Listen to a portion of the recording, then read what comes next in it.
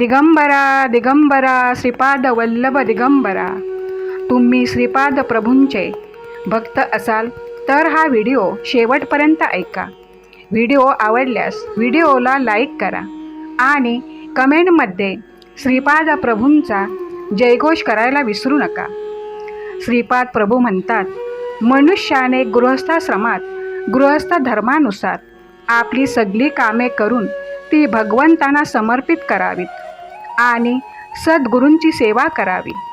वेळेनुसार सत्पुरुषांबरोबर वारंवार श्रद्धापूर्वक भगवंताच्या अवतारांचे कथांचे श्रवण करत राहावे. जसा स्वप्नातून जागा झालेला मनुष्य स्वप्नातील गोष्टींशी आसक्त राहत नाही, तसेच सत्संगाने जसजशी बुद्धी शुद्ध होत जाईल तसतशी आपोआप सुटणाऱ्या शरीरासंबंधी इत्यादींची आसक्ती आपणहून कमी करत जावे. बुद्धिमान पुरुषाने आवश्यक तेवढेच घर आणि शरीर यांची काळजी घ्यावी, अधिक नको.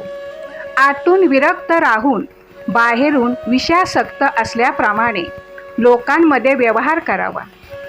माता पिता बंधू बांधव पुत्र मित्र आणि दुसरे जे काही म्हणतील किंवा जे काही इच्छितील त्याला आतून ममता न ठेवता होकार द्यावा. बुद्धिमान पुरुषाने पावसामुळे उत्पन्न होणारे अन्न, पृथ्वीपासून उत्पन्न होणारे सोने इत्यादी, तसेच अचानक प्राप्त होणारे द्रव्य इत्यादी सर्व भगवंतानीच दिले आहेत असे समजून प्रारब्धानुसार त्यांचा उपयोग घ्यावा व उरलेल्यांचा सत्कर्मात उपयोग करावा. जेवढ्यावर भूक भागेल तेवढ्यावरच मनुष्याचा अधिकार आहे. यापेक्षा अधिक संपत्ती जो आपली आहे असे मानतो तो चोर होय, तो शिक्षेला पात्र ठरतो. हरिण, उंट, गाढव, वानर, सरपटणारे प्राणी, पक्षी, माशी इत्यादींना आपल्या पुत्राप्रमाणे समजावे. तसे पाहता त्यांच्यात आणि पुत्रात काय फरक आहे?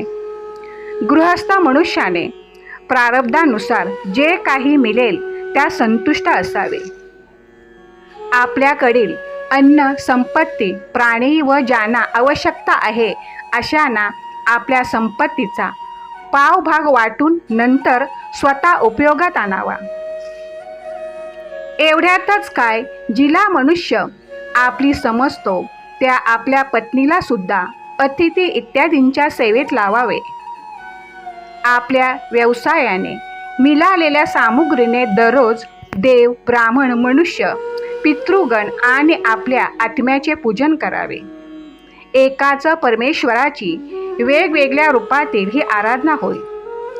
प्रारब्धाने प्राप्त झालेल्या धनाने गृहस्थाने आपला उदरनिर्वाह करावा. जो बुद्धिमान पुरुष याशिवाय अन्य कोणत्याही वस्तूमध्ये माझेपण ठेवत नाही त्याला संतपद प्राप्त होते. इच्छेनुसार भोग प्राप्त होऊनही तृष्णा कधी पूर्ण होत नाही. तिच्यामुळेच जन्ममृत्यूच्या फेऱ्यात फिरावे लागते. आपल्या इच्छा आपल्याला अनेक कर्म करून असंख्य योनीमध्ये आपल्याला जन्माला घालते. कर्मामुळे अनेक योनीत भटकत भटकत दैववशात आपल्याला ही मनुष्य योनी मिळते. मनुष्य योनी ही स्वर्ग, मोक्ष तसेच मानव देहाच्या प्राप्तीचे द्वार आहे.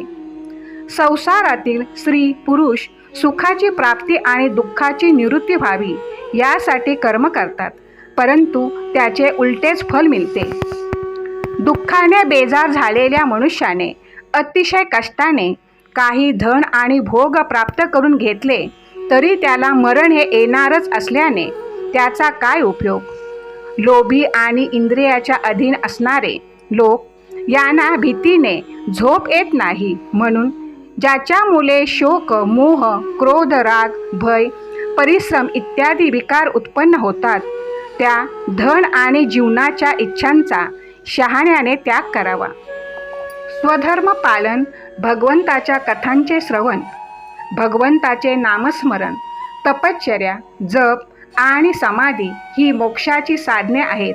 परंतु ज्याला आपली इंद्रिये वश नाहीत त्यांच्यासाठी ही सर्व उपजीविकेची साधने ठरतात.